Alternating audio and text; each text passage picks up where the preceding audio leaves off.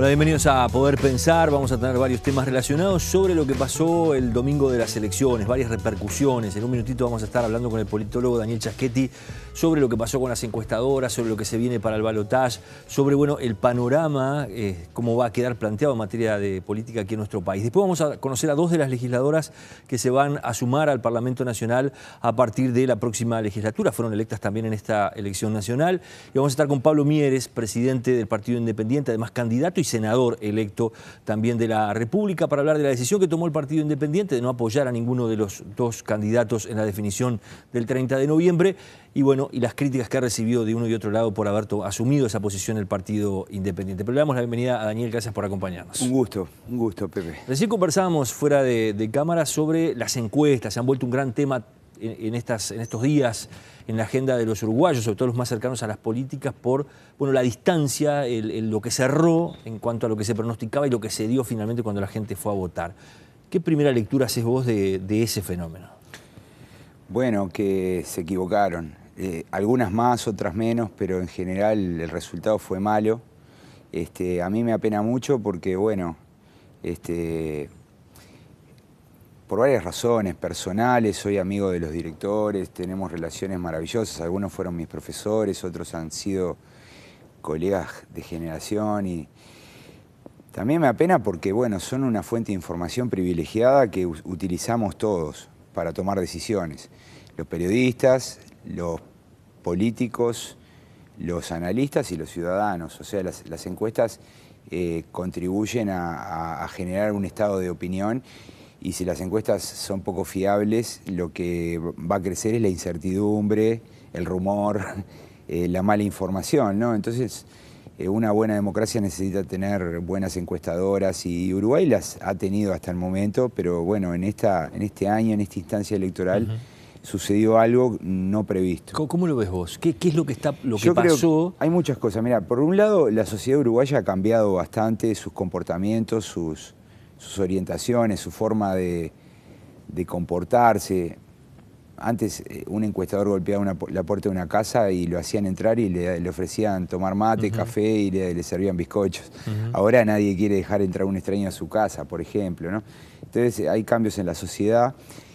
Esos cambios en la sociedad ha llevado a que las encuestadoras empiecen a diversificar sus métodos. Antes todas hacían encuestas cara a cara. Ahora muchas hacen encuestas cara a cara, pero otras hacen telefónicas, otras llaman a teléfonos digitales. El armado de la muestra pasa a ser fundamental. Claro, y además hay una tesis ahí yo no puedo opinar sobre el tema, habría que preguntarle a los estadísticos, pero al parecer el censo se hizo de otro modo y ya el censo no está bien, eso lo dijo el ingeniero Juan Grompone, y tal vez las muestras que se hacen en base al censo tal vez tengan algún tipo de problema. También hay problemas respecto a cómo los directores de las empresas analizan los datos, ¿no? Y cómo procesan el resultado final. Tú has hablado de la ponderación, sí, de algo llamado ponderación que todos nos estamos desayunando. Siempre se hizo. ¿Qué quiere decir eso? En realidad tú haces la encuesta y cuando haces la encuesta los encuestadores salen o llaman por teléfono y van encontrando gente que no siempre se ajusta a la muestra que vos previste. Por ejemplo, en una muestra pensás que el 52% sean mujeres y el 48% hombres. Y de repente cuando tenés los 1000 casos, en lugar de tener 52% mujeres, tenés 56. Entonces tenés que aplicar un corrector matemático, un algoritmo para subir a los hombres de tal forma que queden equilibrados y sean representativos de la población. Y lo mismo se hace con la edad, con el sexo, con el lugar de residencia, buscando representar de la mejor manera en base a un modelo que se supone es correcto. Pero además se agregan otros, ¿no? Por ejemplo, se le pregunta a los encuestados a quién votó en la elección pasada y sabemos que, que algunos votantes de ciertos partidos tienden a ser mucho más sensibles a una encuesta, ¿no? Algunos porque responden más y otros porque tienen miedo de confesar su voto. Entonces, ahí empiezan toda una serie de supuestos que capaz que están fallando, ¿no? Normalmente, por lo menos en la época que yo trabajé en esto, los frentistas los votantes del Frente Amplio eran más proclives a contestar las encuestas y los votantes de los partidos tradicionales eran más proclives a no contestar y a ocultar el voto. Entonces eso se corregía ponderando por voto anterior. O sea, si yo en los 1000 casos que hice relevamiento tenía más frentistas, lo que hacía era ponderar de forma tal de reequilibrar en base al voto anterior. Claro. Pero eso puede haber cambiado. ¿Por qué? Bueno, porque tal vez ahora en algunos lugares, tal vez en el interior, existe un voto frentista vergonzante, que no lo quiera confesar, por múltiples razones, porque la intendencia la gobierna el Partido Nacional, porque en realidad decir que uno vota al gobierno en algunos lugares no está del todo bien. Entonces pueden estar ocurriendo fenómenos de ese tipo que no están investigados. O sea, yo digo, la solución a todos estos problemas no es la regulación, sino que es la investigación. Ese tema de regulación ha estado sobre la mesa también en estos últimos días. La regulación podría ser en base a generar garantías, en el sentido de que, las encuestas que se publicitan son encuestas que se hicieron, no son la imaginación de un señor que empieza a inventar números. Es decir, se podría regular para que lo que se publica sean efectivamente encuestas que se hicieron. Se podría regular para que los encuestadores divulguen información sobre los datos que obtuvieron, ¿no? Sobre cómo los recogieron. O sea, se podría regular la transparencia de la encuesta, pero no vamos a tener mejores encuestas con una ley que regule. Vamos a tener mejores encuestas si investigamos. Entonces yo estoy estoy proponiendo que haya un encuentro entre las universidades y las empresas para desarrollar programas de investigación que mejoren la calidad de las encuestas. Yo creo que hay voluntad y eso se puede hacer en el futuro, ¿no? Las universidades, la Católica, la Universidad de la República, la ORT, tienen ganas de meterse en esto, entonces yo creo que tal vez en el futuro podamos mejorar las encuestas en base a cuando digo investigación, digo, mirar las encuestas que se hicieron y ver dónde se falló. Sí. Hay otro dato ahí, Daniel, que es interesantísimo del domingo en la tarde, y los que trabajamos en algunas sedes partidarias en la cobertura lo vimos, lo pudimos palpar allí. Había encuestas de boca de urna del mismo domingo que le daban, sobre todo a los partidos tradicionales, una votación muy por encima, un porcentaje de votación muy por encima de lo que luego sucedió realmente y la gente votó.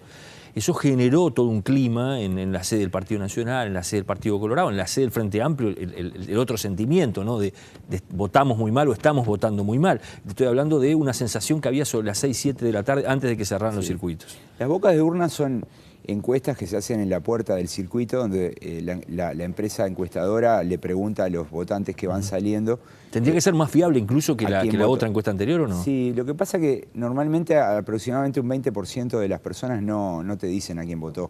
Entonces, el resultado de la boca de urna normalmente es el resultado de la información que obtuviste y de la proyección de ese 20% que no responde. Entonces, para proyectar ese 20% hay que tener algo así como ciertos supuestos teóricos, y yo creo que ahí se está fallando, entonces los resultados no daban nada. También el domingo hubo encuestas que se hicieron durante el día, donde tampoco dio nada, y yo creo que tienen que ver con la metodología que se está utilizando, encuestas telefónicas. Entonces eso ayuda poco, ¿no? Porque estoy de acuerdo, creó un clima insólito, ¿no? O sea, a las 5:30 de la tarde teníamos números que mostraban que el Partido Nacional y el Partido Colorado juntos eran mayoría, el 50%, ¿no? Y teníamos números de que salía la reforma de la Constitución. Y bueno, 2 o 3 horas después los resultados eran diametralmente opuestos. Entonces eso genera una situación bastante dramática, ¿no? Y gente que se siente estafada, ¿no?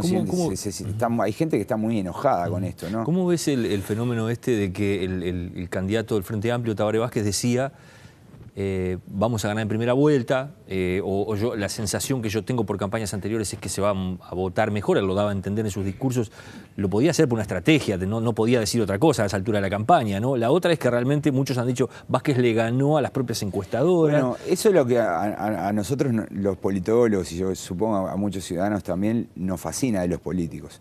Esa idea que, esa idea de que no todo se resuelve a través del saber especializado, ¿no? Como que hay algo más que tiene que ver con la intuición, con lo que el político palpa, con lo que puede transmitir, ese espíritu de transformación, ¿no? Yo creo que, los políticos que dicen, las encuestas son una foto, yo sigo adelante, me parece que hacen bien. Si no, gobernaríamos con encuestas y eso está mal. Por otro lado, me parece que también los políticos recorren el país y los encuestadores, los analistas estamos acá en Montevideo, nos movemos en un diámetro muy pequeño, en una zona muy pequeña. Entonces nosotros no podemos usar la intuición como una fuente de información y los políticos sí. Y yo hablé con muchos dirigentes del Frente Amplio que me decían, bueno, los actos en el interior fueron muy grandes, hay un clima muy efervescente.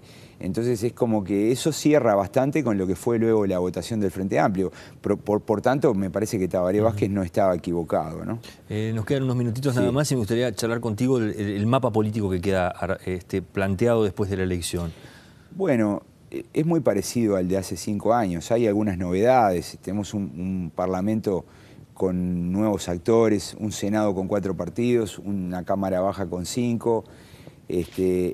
Yo veo que el sistema político como se movió un poquitito a la izquierda. Yo calculo que eso no va a traer grandes cambios ni modificaciones, pero es un dato a tomar en cuenta. Hoy los partidos tradicionales son más chicos que hace 5 años.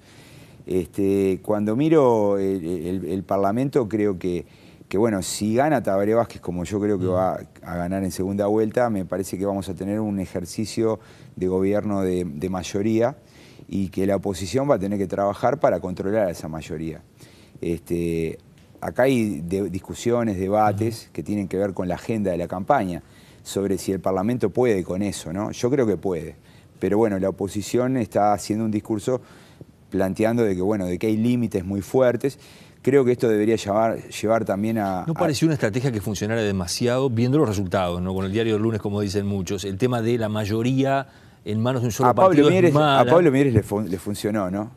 Logró llegar al Senado. Está bien, pero el Frente Amplio por primera vez en la historia del país logra 3 mayorías consecutivas. La gente no le quitó la mayoría y eso es un mandato del pueblo, ¿no? Tenemos que trabajar con este escenario.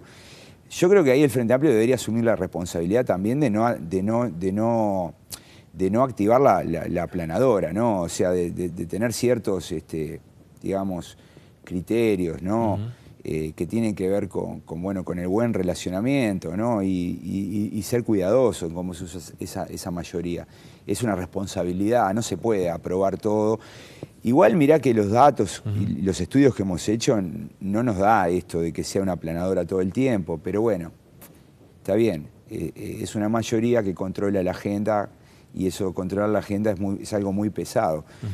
Hay muchos legisladores que escriben proyectos de ley y ni siquiera son considerados en comisiones, eso es muy duro. Pero bueno, me parece que eso tiene que llamar a la responsabilidad del partido mayoritario, ¿no? Nos queda el balotaje ahora el 30 de noviembre. El resultado parece haberle quitado, el resultado del propio domingo 26 parece haberle quitado presión al propio balotaje. La contundencia del resultado, ¿viste? Porque cuando miramos los números, la pregunta es, bueno, ¿y la calle Pou hacia dónde puede crecer, no? Y la calle Pou debería conquistar a todos los votantes colorados, a todos los votantes del Partido Independiente y aún quitarle un poquito al Frente Amplio. Entonces es como una tarea muy grande que tiene por delante. A mí me parece que Vázquez, si hace un mes de noviembre correcto, recorriendo ciudades y haciendo sus actos, tiene asegurado el triunfo. Me parece que el estado de la opinión pública, manifestado el último domingo de octubre, nos está indicando de que lo lógico, lo razonable sería que Tabaré Vázquez se quedara con la segunda vuelta. Gracias, Daniel, por haber venido. Un placer. Después de la pausa recibimos a 2 legisladoras nuevas, como les decíamos, que recién se suman al Parlamento, una del Partido Nacional. Además es la primera legisladora afrodescendiente que es electa como titular de una lista, la vamos a tener aquí en Poder Pensar, y también una legisladora nueva de una lista que votó muy bien, la 711 de Sendic, también hablando de su experiencia. En el cierre del programa estaremos con Pablo Mieres, también hablando de lo que pasó el domingo y cómo se ha parado el Partido Independiente de cara al 30 de noviembre. Ya volvemos.